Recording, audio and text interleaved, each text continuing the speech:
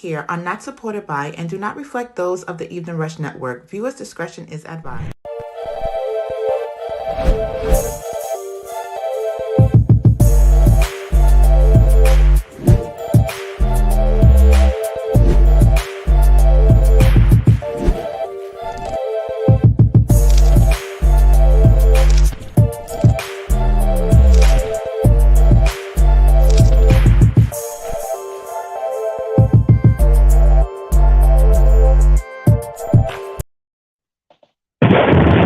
Yo, what's good? What's good? You already know what it is, man. Shout out to Rush Wednesdays on the Evening Rush Network with Dawn and Rainbow. Shout out to my dude Terrence Rush, man. You already know what's going on, man. Big shout out to Chronicles of a Black Sheep. Yo, I appreciate you tremendously. We was on there. I was on there this Saturday. We had a I'm about to great say, don't say show. we, because I wasn't there. What's good, Rainbow? How you feeling, mama?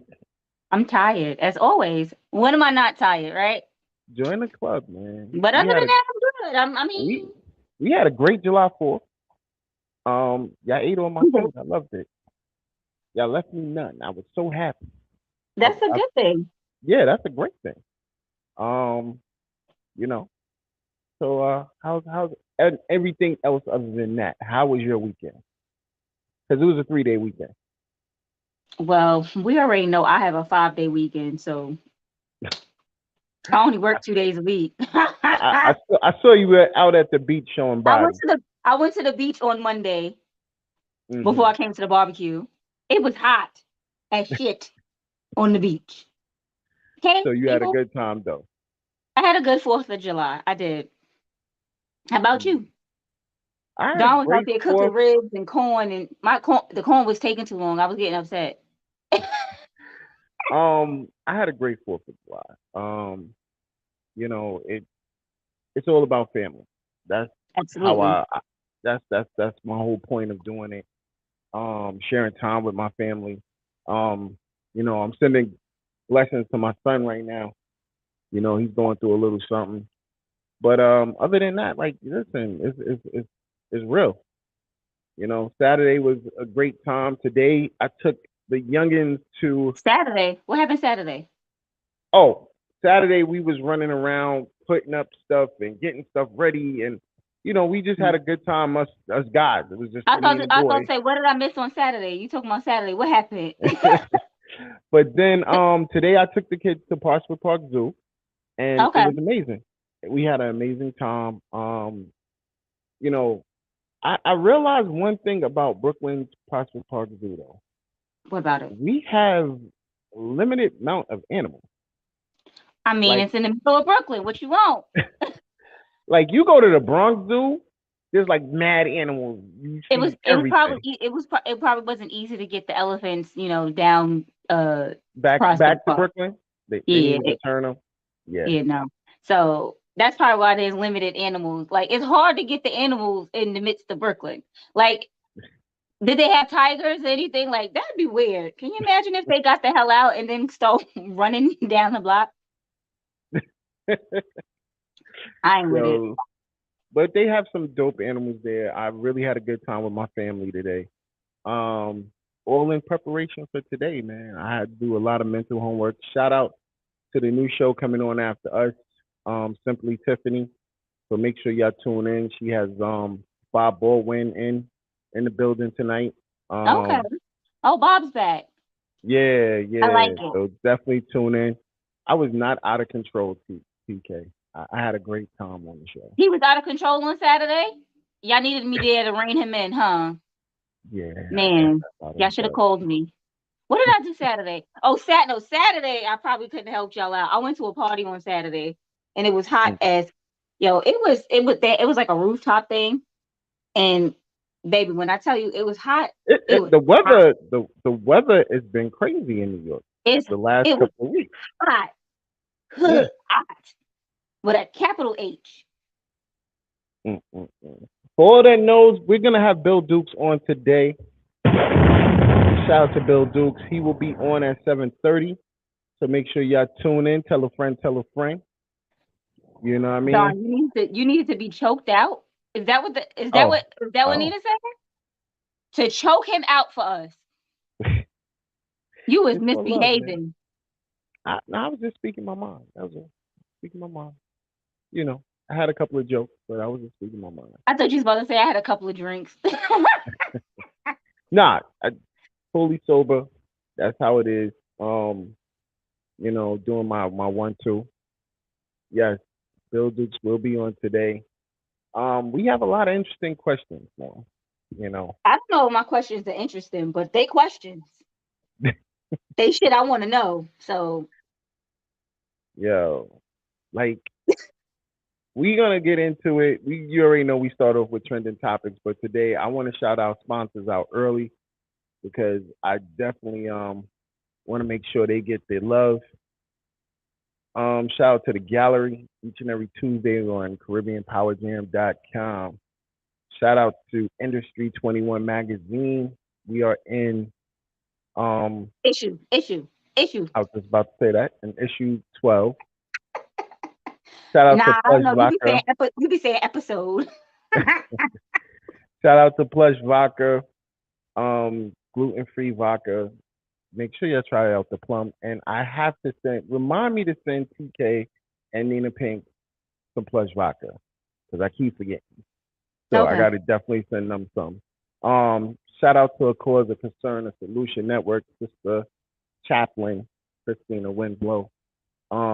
She has an event coming up. Make sure y'all definitely go and support. It'll be in That's this Queens, New week, York. the 9th. Oh, so we'll definitely be there. Make sure you come through and support. Shout out to Hot Commodity Cosmetics. Next week we will be giving away some hot commodity cosmetics. Shout out I don't to care what you say. Christine. I'm entering this raffle or whatever it is. You're I'm not. gonna You're get me not. some. No. You can't Yes, have I am. I'm gonna it. get me some hot commodities cosmetics. Shout out to Envious Creations. All the dopest treats, the gear, anything you need. Just holla at Envy and she'll make it happen. Shout out to Martine Felton. Definitely author, life coach, transition, Intuitive. does all that. Intuitive. Yes, that's the word I want to say. I know. I know. I was reading your mind. You know what I mean? If anybody has any businesses that they want us to shout out, let us know, and make sure you definitely hit us up. We'll definitely let you know prices and get your business out there. You know what I'm saying? Anybody that want to call in tonight, the number is 929-441-2417. If you want to support the show, definitely hit up the Evening Rush, $ the Evening Rush. Oh, Mr. Duke is in the building. How are you, Mr. Duke? Hi. So we're just gonna pull him in. Let's go. How you Hello doing? there. How's everything? God bless you both. How you doing today? God bless you. Thank you and welcome to the Evening Rush. Pleasure. How are you doing today? We was expecting you at 7:30, but I'm happy you got to come on earlier. No problem. So let's get straight to business then, Rainbow. Let's go with the first question. I was about to say, what happened? I just got off. What made you get into acting, Mr. Duke? Well, it's a long story, but I when I saw Sidney Poitier, who um, was a great hero to me, Mm-hmm. um, and after and he was just a hero to a lot of us at that time, Mm. and I felt something. But I was in junior college, I was taking. I told my parents I wanted to be an actor, and they thought that at that time it was No. no, it was. So they said, be a doctor and make money. And so I took classes cutting up Oh no. amphibians and cats and everything. And I said, this is not for me. You have to have a stomach for that. Yes, I mean, I congratulate doctors, nurses. I mean, I'm just saying, but it wasn't my thing. And so you're always writing. I was tall and awkward, and I have dyslexia. So I wasn't a great communicator. And so I used to write in the journal. He said, "You're always writing. Let's take an English class and become a teacher." I said, "Okay." And I got into Boston University, and Lloyd Richards was the head of drama at the drama department at BU. He was black. He was one of the first black directors on Broadway, Raisin in the Sun. Mm. Mm. And so I went up there and auditioned, and I got in. And I got in, and so Lloyd Richards was a mentor for me also after I graduated. But what happened was my first semester, I had to take a ballet class, and I'm glad there weren't cameras because I had to dance across the floor in ballet tights. Mm. And I'm glad that. Were you any good? No. Standing on my tiptoes at 6'5", are you kidding? Mm. I wish. Then how I got my first job was after I graduated from NYU School of the Arts. Mm. And I made a film there. And it won some awards, it got recognition. And then I went around to all the networks and studios. They said, "Well, we appreciate you got an award, but we'll hire you in your second job, but not in your first." So I went to David Jacobs, who was the head of Knots Landing. I went to Knots Landing and sat down with him for 5 minutes. He just kind of said, "Okay, take care." And so a week later, my agent called me and said that David Jacobs wants you to direct an episode of Knots Landing. Mm. I said, "What?"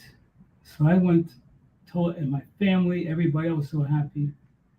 So I was in a week of pre-production, and my last day of pre-production, Joe Wallenstein comes in and says, "Hey, Bill, you did a great job in pre-production.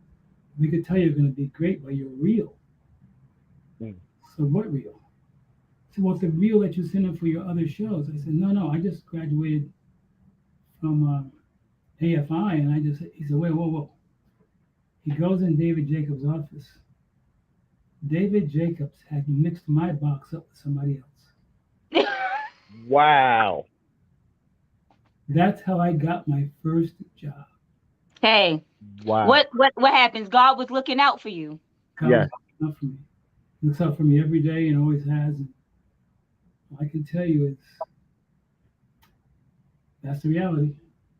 So that one moment got us where we are right now, with you being one of the greatest actors, entrepreneurs, authors, directors. That's amazing. Well, God is good. You know, I've been through a lot. All the time. God was good. And even in the hardest times, you know, I tell this story all the time. I was the first black director on Dallas. Mm-hmm. And,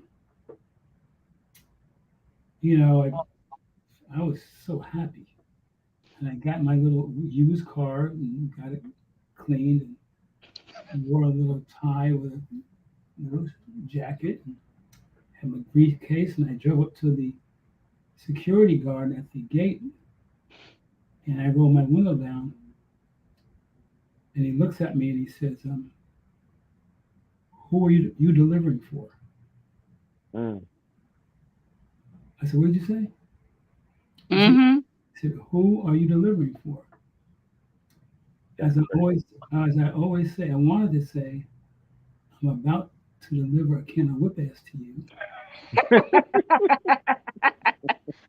But if I had said that, I would have been the angry black man Mm-hmm. in Hollywood. So instead I said, "Sir, I'm the first black director on Dallas. Mm-hmm. Mm-hmm. What I'm delivering is my talent as a director. Amen. Would you please open the gate?" The most wonderful thing that I could see was the look on his face. Shock. Mm-hmm. Mm-hmm. Shock. Good. What can I say? Wow. See, and that's all it takes. You don't always have to be aggressive. You don't have to go Mhm. any way other. You just listen. This is who I am, and the respect had to come off the lip. So what you can do is try to So, love yourself every day. Amen. your first acting gig was car wash, correct? Um, I think I did a couple of smaller films before that, but that was my first major thing was Me. car. Mm. What was it like working with the great Richard Pryor and Sidney Oh, Poitier? I don't think Sydney wasn't in the show. I think it. Okay, but I know Richard was in there. No. I'm like, no. Yeah. Richard was he shocked everybody with his humility. Mm-hmm. Mm. When we were just on the set, we were just like starstruck and bowing and oh, Mr. Pryor, and he said, come on, come on, come on. And he started telling some jokes and we all laughed. And he was the humblest, kindest. All I can say is that he was magnificent and See, embraced. I think a lot of people misunderstood Richard Pryor, and they didn't really get to realize who he was until later on. So that's why I asked, how was it working with him? Because seeing who he became of one of the greatest comedians, working with somebody of that Ever. caliber, and yeah, Yes. yes, definitely ever. So my next question is, what was it like working with Arnold Schwarzenegger? Not one, but two movies. Working with Arnold again, and I'm not blowing smoke, but he's one of the most humble people I've ever met. Mm. See, there are certain people that, you know, what's it? Wayne Dyer has a saying. He says, every morning we have one of two choices. We can be a host to God or a hostage to our ego. Mm-hmm. Mm. And Arnold was not a hostage to his ego. He was Yeah. great people, disciplined. Him and his trainer and the other other actors, as you saw, Jesse Ventura and all Yeah. athletic guys, right?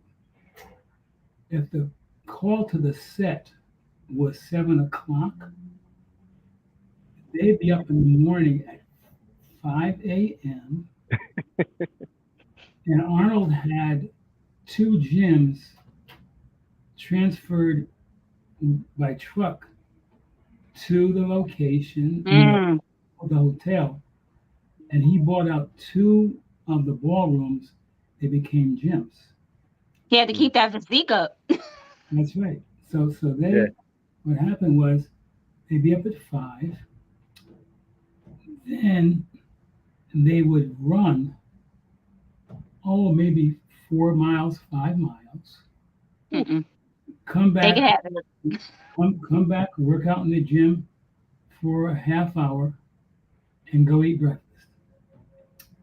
I did it twice. That's why they could keep it. I can't keep up with that. They called me a wimp. I say, whatever you call me, I'm going to enjoy my breakfast. That's all I can say. Mm, mm. But they I'm were, enjoying a little bit extra sleep and a good breakfast. that's right.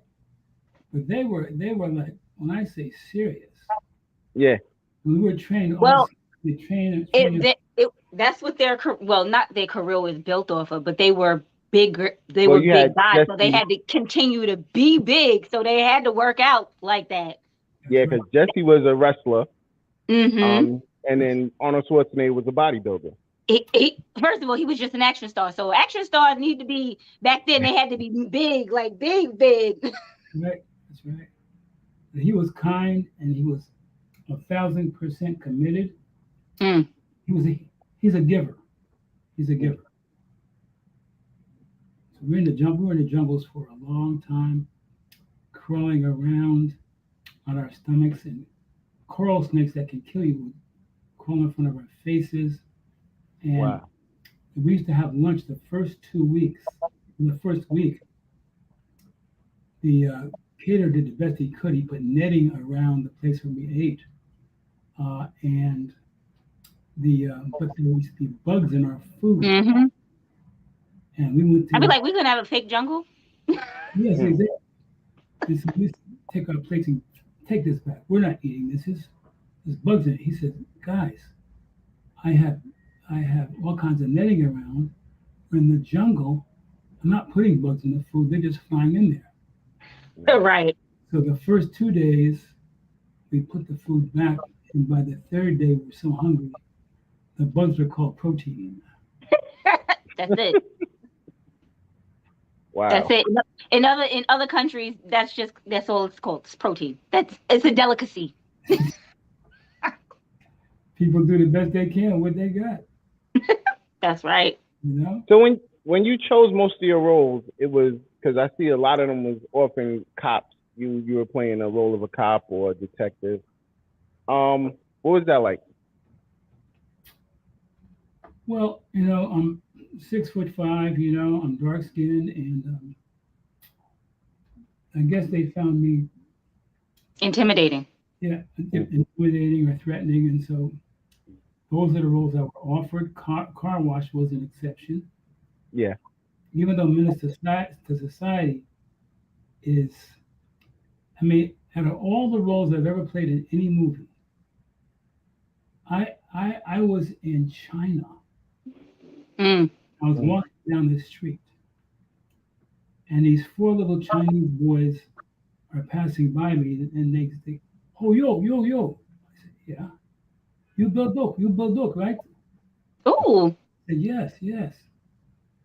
And I'm quoting now.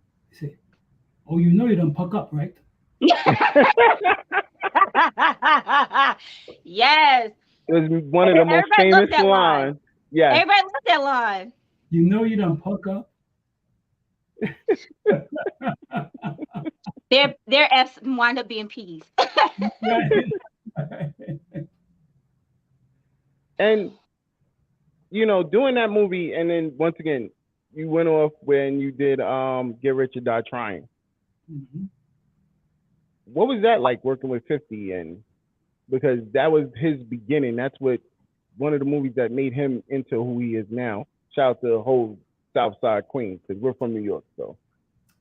Yeah, I played his father in that movie, Mm-hmm. and it was great working with him, because I think it was his first major acting gig. I think. Mm-hmm. Yeah. And we had a good time. We talked and talked about the thing I discovered about him on that set was what a brilliant businessman he was. Mm-hmm. Mm-hmm. Not just an actor or a rapper. Yeah.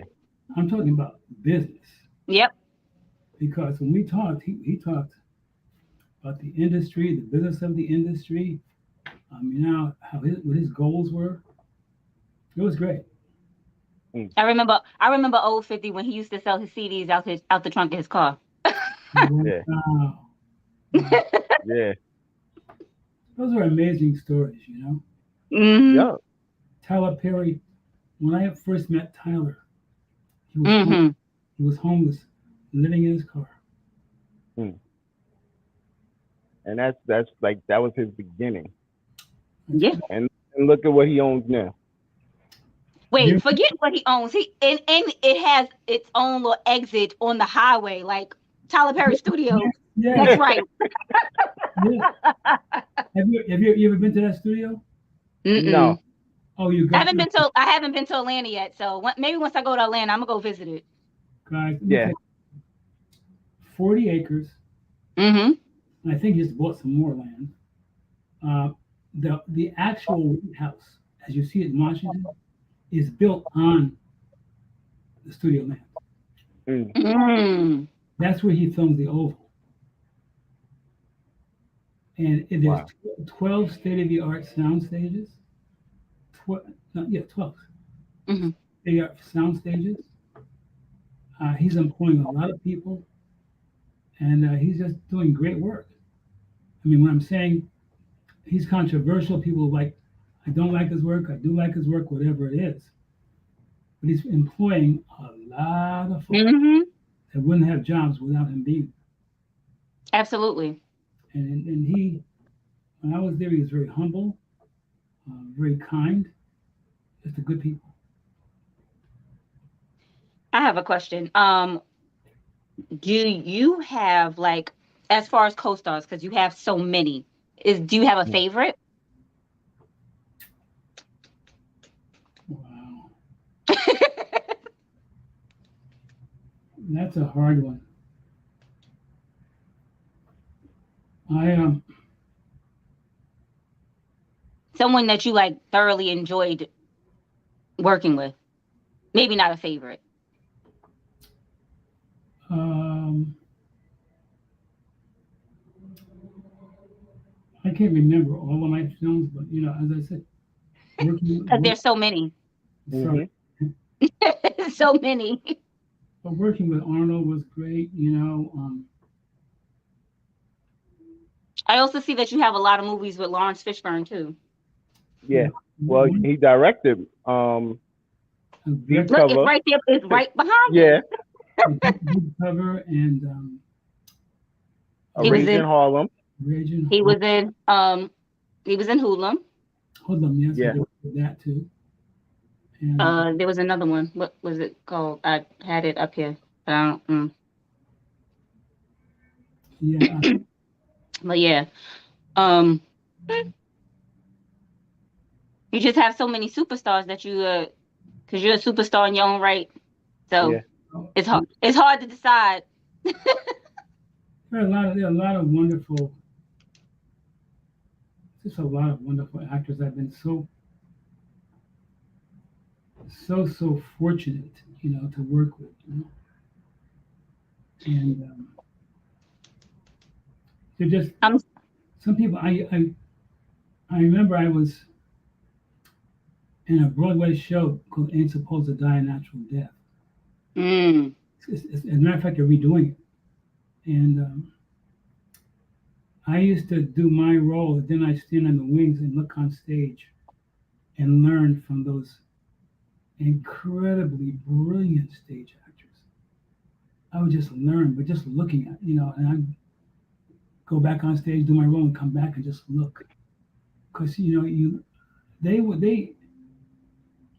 how can I say, they weren't acting, they became the person.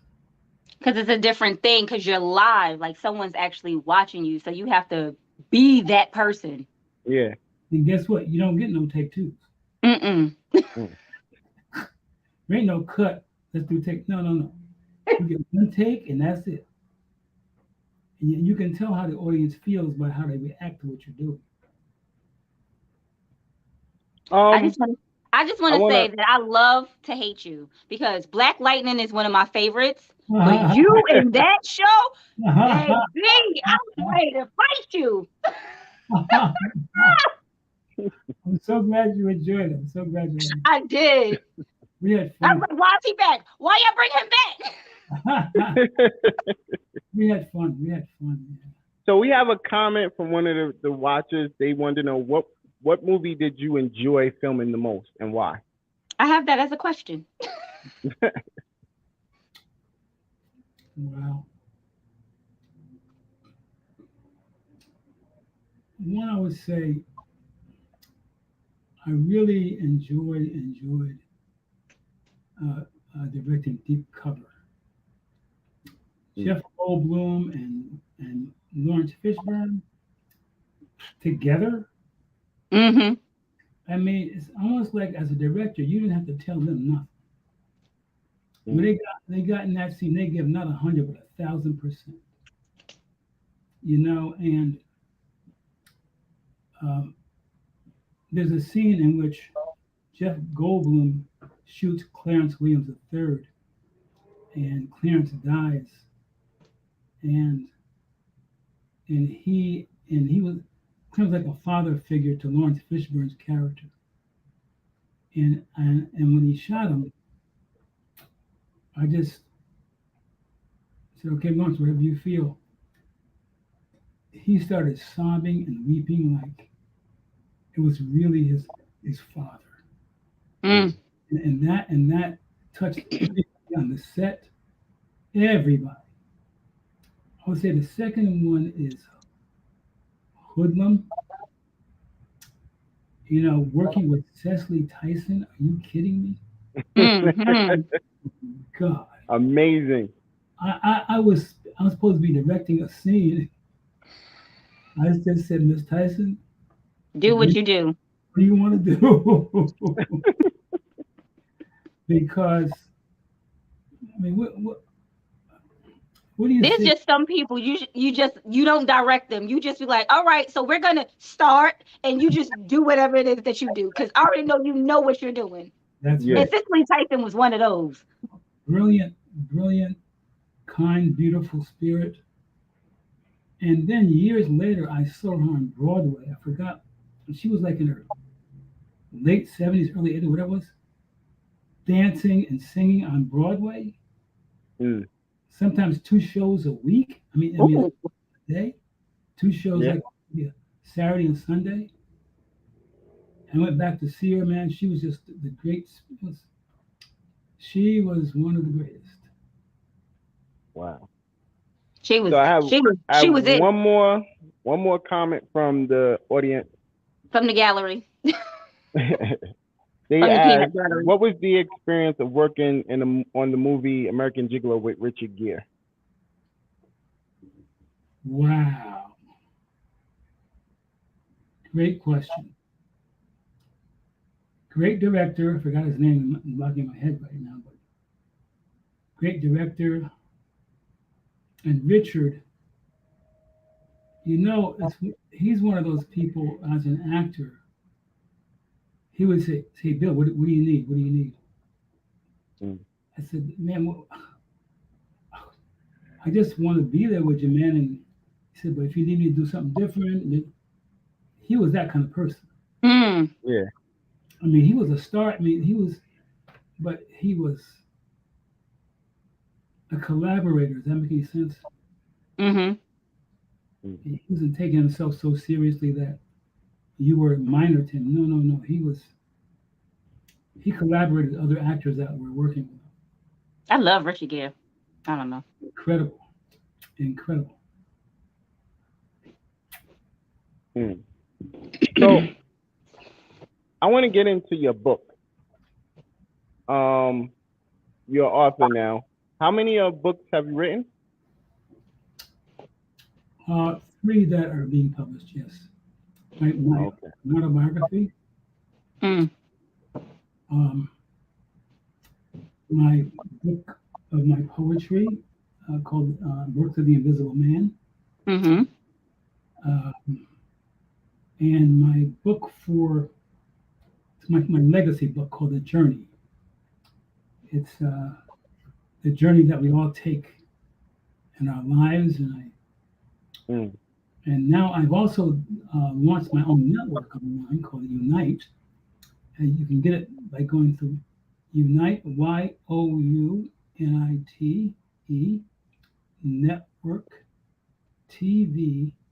TV.com. Unite network TV.com. And I created the network because when I turn on the news, 80% of it's negative. Mm-hmm. Mm. That's And why I tend not to watch it yeah, because I don't want to be depressed. that's right. Yeah. So a question came to my mind one day: what are we leaving our children? Are we leaving them hope? And I realized, there's a lot of good things happening in this world and in this country that people don't talk about. Nope, Hmm. they sure don't. So I want my network to be like a good news network. Or I have the support of Anthony Anderson and Cedric the Entertainer and some other major stars that are on the network and they gave interviews, etc. And I'm putting more stuff up there. So, and we're looking for anybody who has content that's positive Mm, Hmm. and that's caring about others in the world and children and older, whatever it is. please contact us. At Unite, Yeah. because the thing is that we want to put up as much good news as happening. A lot of good things are happening around the world. Absolutely, and we don't even know about them because no one reports on them. Yeah. It's not dramatic. You know what I mean? No one's bleeding or dying. Absolutely, It's that they just want to invoke fear in us. it's sad because what are we leaving our children? We got to leave Yeah. them hope. We got to leave them some hope. Mm-hmm. Yeah. Yeah. Absolutely. Everything you're saying is a true fact.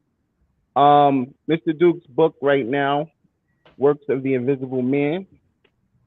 Make sure y'all go support, pick that up. What made you write this book?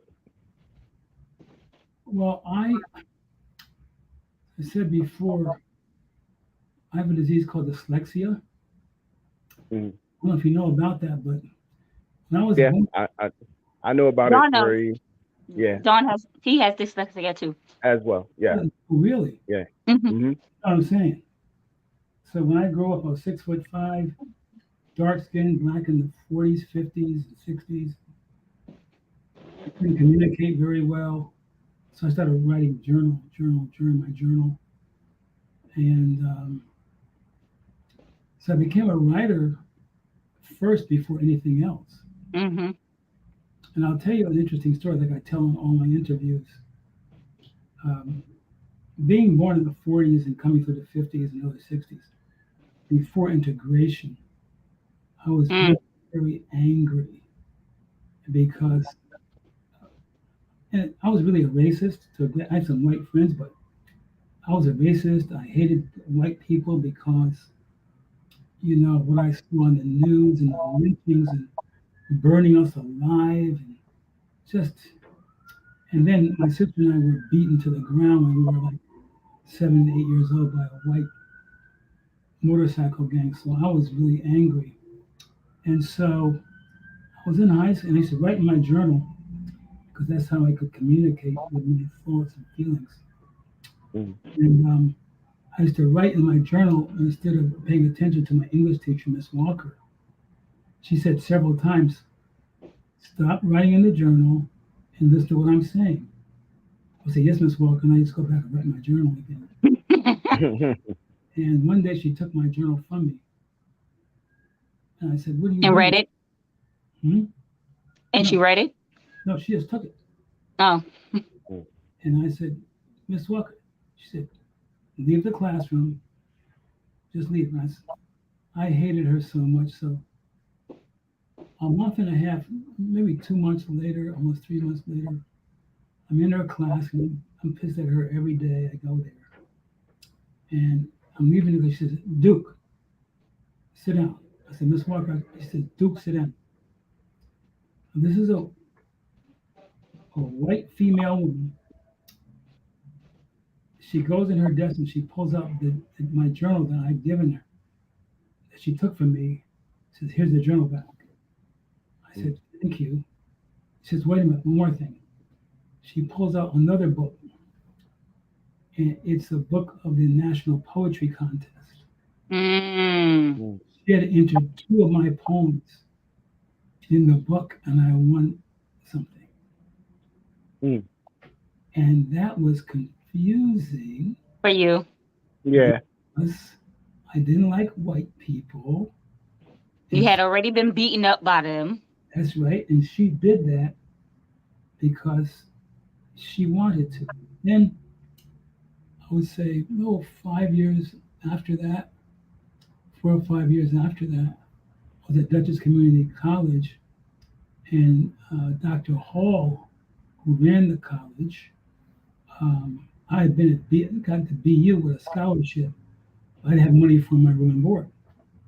So I was going to come back to Poughkeepsie and work for a year or so, get money for my room and board, and then go back to BU. Mm.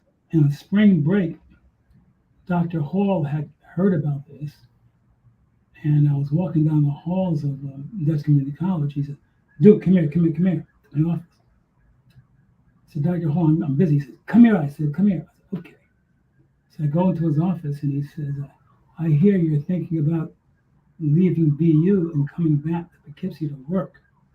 I said, yes, sir, because I can't, pay for my room and board. He says, wait, wait, wait. He goes into his vest pocket. He takes out an envelope. Mm. I said, what is this? He said, Yeah. open it. I open it.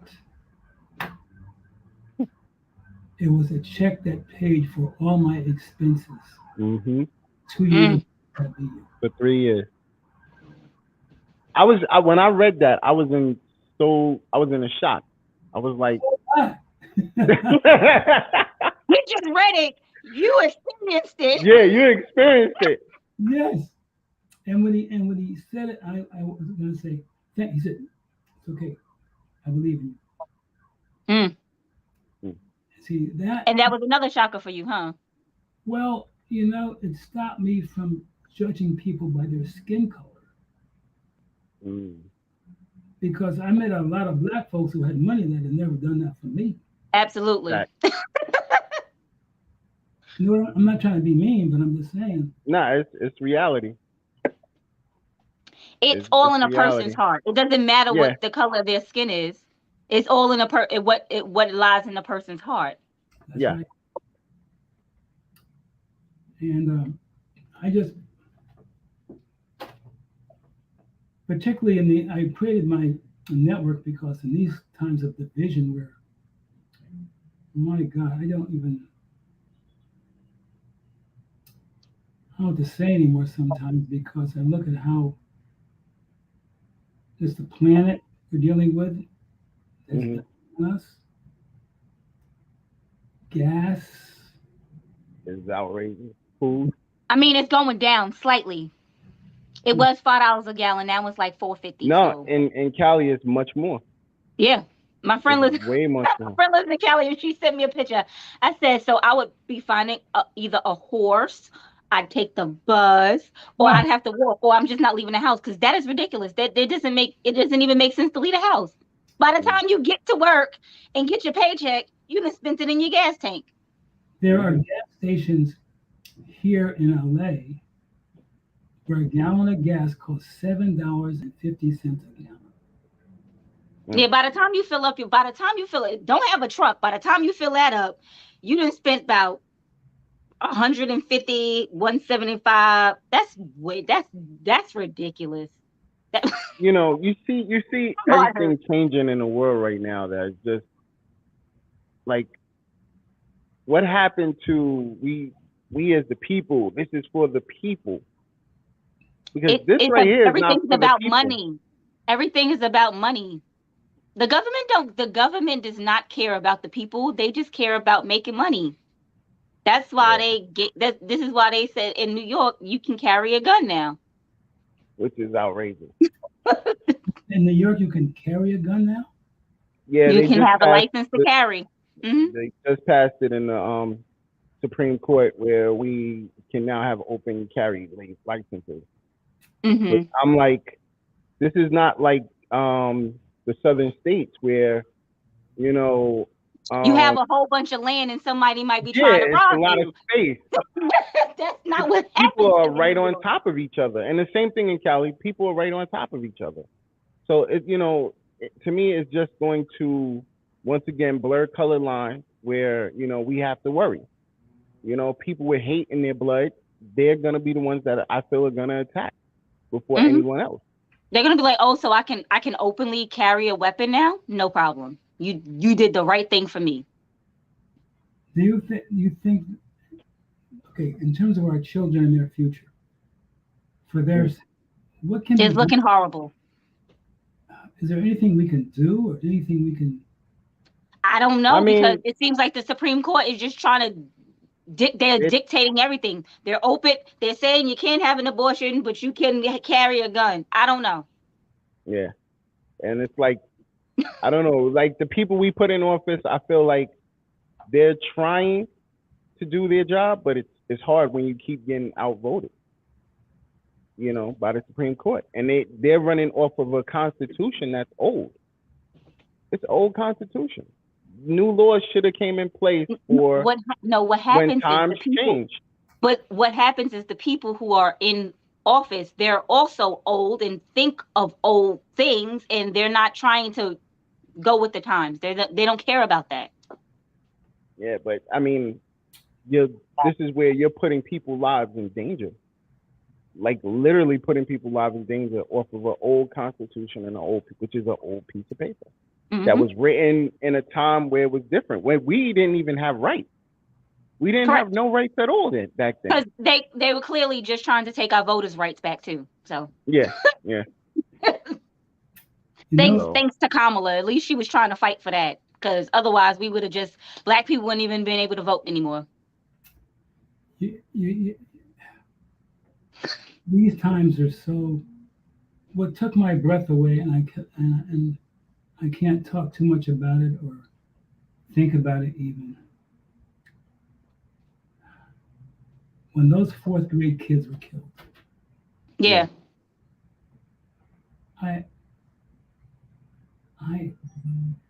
It's beyond my. It's how do you kill a child? I mean, really. Those are monsters. And I mean, people have been like that forever because if you think about it, our people they've always killed our kids. They've always killed our children. So it's just that it's televised now. We can actually find out about it, and it actually makes a difference to other people because people. But it's still heartbreaking. It's still heartbreaking. The whole thing is, it's always been heartbreaking. But what I'm trying to say is, back in the day when there was slavery, they would always kill us our black children, with no problem. Like they treated us like animals. But in this day and age, nobody should be killed. I feel like everyone should die of natural causes. Listen, I feel like, end of the day, things are being done that there has to be a way to stop it. And it has to come from congressmen. It has to come from, it should be coming from our president, which I'm surprised, And I'm going to tell you why. He served with the first black president who he saw was making change after change after change. Not really, because you have to remember there were a lot of things that Obama wanted to do, but they wouldn't let him do simply because they were like, "Oh no, you can't do that. We're not letting you do that. Nope, not them, not for you." So it doesn't really matter. There was a lot of things that we were supposed to be able to have done with the first black president, but it was never going to happen for us because the law is not for us. The Constitution wasn't written for us, and that's what they're going off of. Who do the two of you think the next president will be? Unfortunately, I have to after looking, I honestly believe that they're gonna probably vote Trump back in.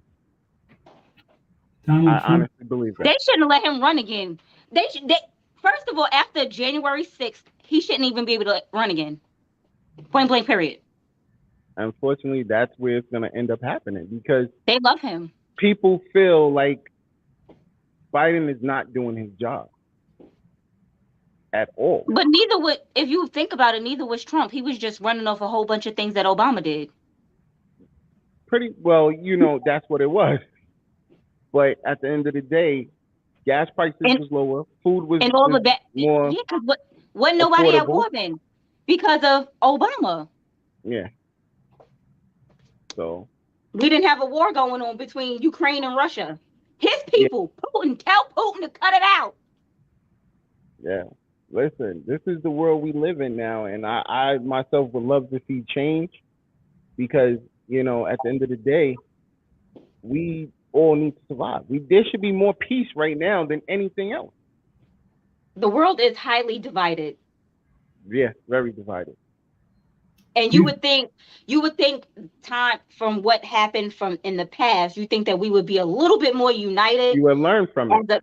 because time progression, as time goes on, we start to progress, and us as people, we start to be more understanding and, value other people's cultures. But Not even that, the value of life. that too, especially after COVID. Yeah. Yeah. That first go round.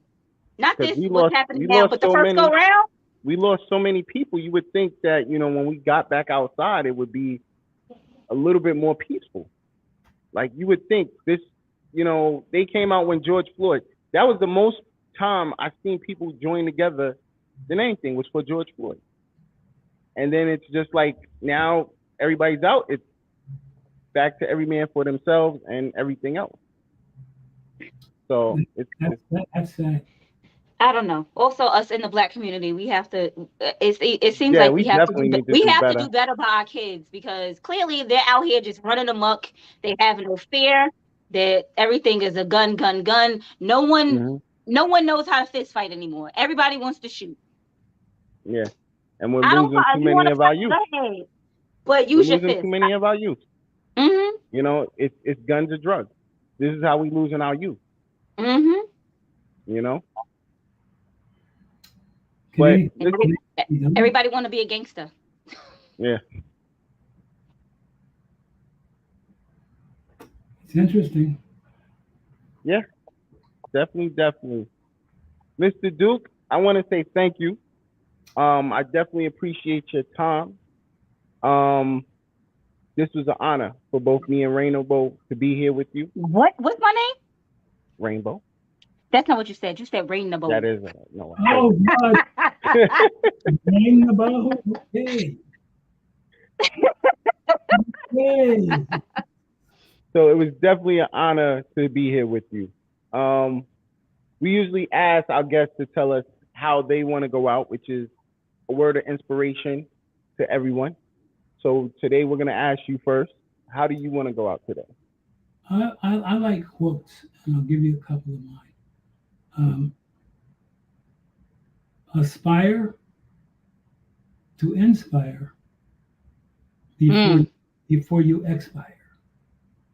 Amen. That's very a good one. Let me write that down. Okay. I'm gonna use that quote. Aspire definitely to appreciate that before you expire. And that's something definitely to live by.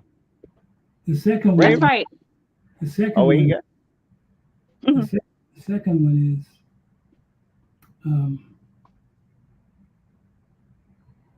if a man does not seek humility, humility will seek the man. Humble yourself before somebody humbles you. Fact. And the last absolutely the last one is, in your lifetime you will never see a smaller package than a person wrapped up in themselves.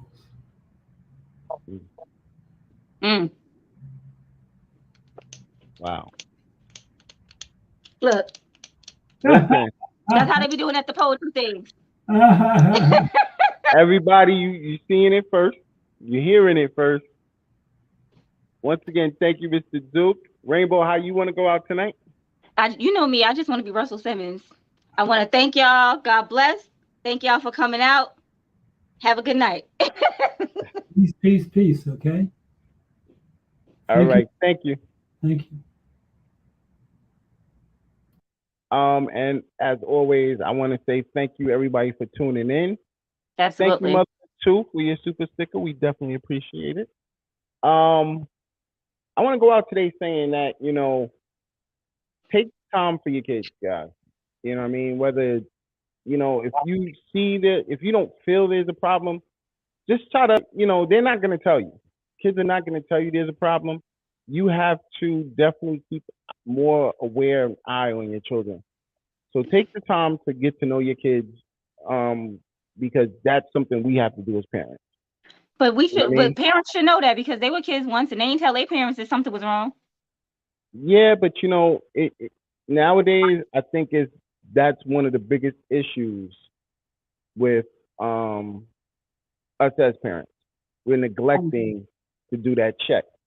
We're allowing things that we normally wouldn't allow.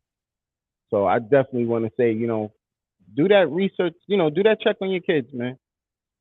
Most of all, you can catch us on all platforms. Definitely check out the eveningrushnetwork.com. Download the app so you're always on the go. Shout out to DJ GMF who just put on a magnificent reggae.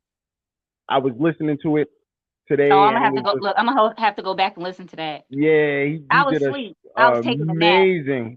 an amazing reggae showcase. I just want to say that.